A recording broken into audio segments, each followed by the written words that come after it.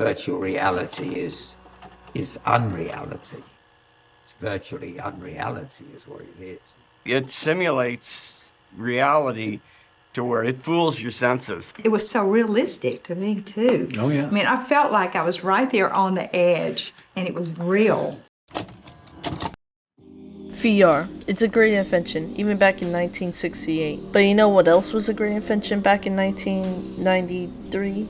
Doom. But due to its very detailed and graphic gore, it was blamed for school shootings. But because we have VR, it could be different. In Doom, you click a button to shoot a gun. But in VR, you have to hold it, reload it, and shoot it like you would with a real gun. I'm not saying that if you play Blade and Swords and you want to murder people in real life. You're just practicing sword fighting. In Hard Bullet, you may be just like the guns in the slow motion. But Blood Trail, man, I don't even have an excuse for this one. But Blood Trail isn't that bloody compared to Hard Bullet. Blood Trail has something that's way more disturbing that I'd never seen in a game before. Post-mortem muscle activity.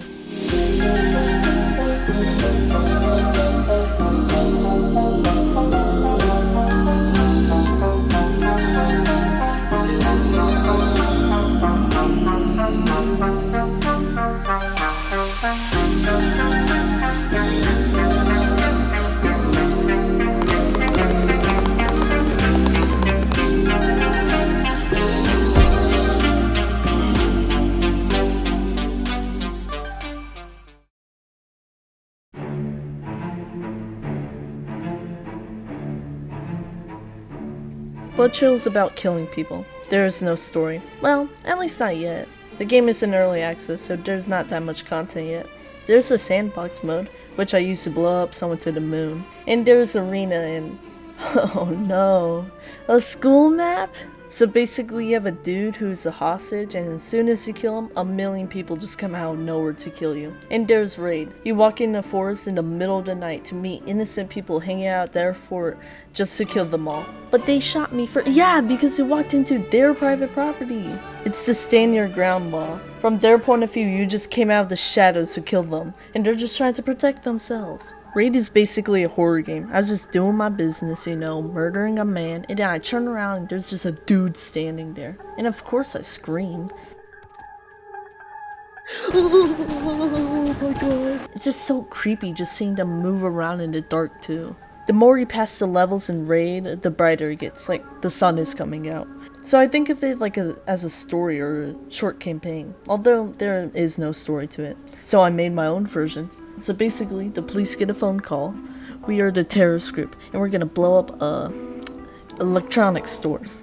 Oh no, not again! Yeah, we're gonna do it, and you can't stop us. Haha. See you later, losers.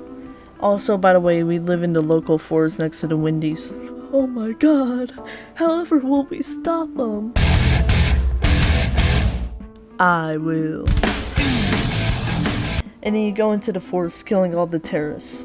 And this is a big group of terrorists because it takes you like 12 hours to kill them all. No, please don't kill me. I'm just camping in the woods with my friends. Shut up, stupid terrorists. Hey, I prefer killing terrorists than innocent people, okay? Hey, developer, if you like that story, hit me up and we can work together. But if you somehow hate my story, which is, you know, impossible, then I asked AI to write me a story too. I woke up one night because I had to pee, but then I heard screaming and gunshots. I looked out my window and I saw a crazy person. Bro, I'm not crazy. And he was shooting everyone. So I ran to my phone, but uh-oh, we're living in the middle of the woods and have no signal. So I couldn't call the cops. But then he was at my door. He was there, knocking. And he broke down the door and I died. Damn. I like my story better. Now, let's talk about the maps. There's a sandbox map that looks like a rub room. There's one that looks like an indoor gym. And there's a weird looking one.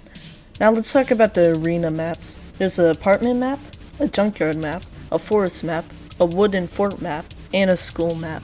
There isn't that much content, especially with the price of the game, but it's having a big update soon with better AI. The AI will try to hide behind rocks instead of just standing. There will be new maps that I can kinda sneak around in. Honestly, I can't wait for it. Now, for the real question you've all been waiting for. Does VR make you want to shoot up a school? No. I mean, I am living proof. I played Postal 1 and Postal 2, and I played all the Doom games and Hard Bullet. and Blade and Sorcery, and I played People Playground, and I played Blood Trail, and I haven't shot up a school yet. But if bloody games don't cause violence, then why do many news station people say it does? I don't know, man, they're just grumpy old people. And Postal Chew says that the game is as violent as you are because he can beat the whole game without even hurting a fly, but he still got a 17+ title. In People Playground, there's nothing to tell you to kill that man, but you still do it, and it got an 18+ title. And of course, I don't want little Timmy murdering people on his computer, but the first game I ever played was Doom. It had simple controls, I didn't even need to look up and down. Even back then when I was little, I knew it was fake and not to recreate it in real life. And in Japan, they play more video games than Americans, and yet America has a higher death by gun rate. So clearly video games aren't the problem. Now let's go back to Blood Trail and talk about the psychopath who made it. Now one of the developers is named Doug. Yes, Doug. He runs the devlog YouTube channel and he records his devlogs outside. Mommy, look, that man is talking to himself on his balcony. Just ignore him, Timmy. Just keep walking. I wonder what his neighbors think of him. Just how many times have he got the police called on him? And I know it's a small team and the game's in early access, but like, there are a few bugs in the game. Like the pipe bombs in the forest map feel a lot louder than normal. There's also some bad map designs like in Raid. In one of the maps you can get on top of a bridge, but there's an invisible cube on the bridge. And some assets are just floating. And the melee feels a bit weird, but I'm sure it'll get fixed soon. Now let's go back to Doug. Now, I'm gonna be a bit harsh here, but he looks like a psychopath. Now I'm all for updates, but if they update the human emotions, I don't think you can legally download the game anymore. Like if I shot off a guy's hand, and then he grabbed his hand and started screaming and begging me not to kill him, saying that he has wife and kids at home, I don't think I would be able to look at myself in the mirror anymore. Now I wish I knew why they made the game. Like, how did they even come up with it? Was it like, we should totally make a really bloody game in VR? Because Hard Bullet wasn't made for the gore. It was made as a slow-mo action shooter. The gore isn't its selling point. I guess we'll never know why. But does VR cause school shootings? Because on a normal flat screen game, you click a button to kill somebody, but in VR you act out holding a gun in real life. Well, no. There's a bunch of VR shooter games, and sure, some are not as violent as others, but if VR games really did cause school shootings, I don't think there would be so many VR shooter games. And I don't think if you play VR shooter games, you'll commit mass homicide.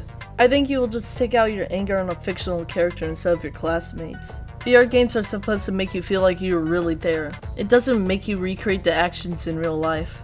Sure, you could get desensitized to gore, but I played Stride and you don't see me wall running around and shooting snipers. I don't know, it's a video game and it's fake. Don't recreate anything you see in a video game in real life.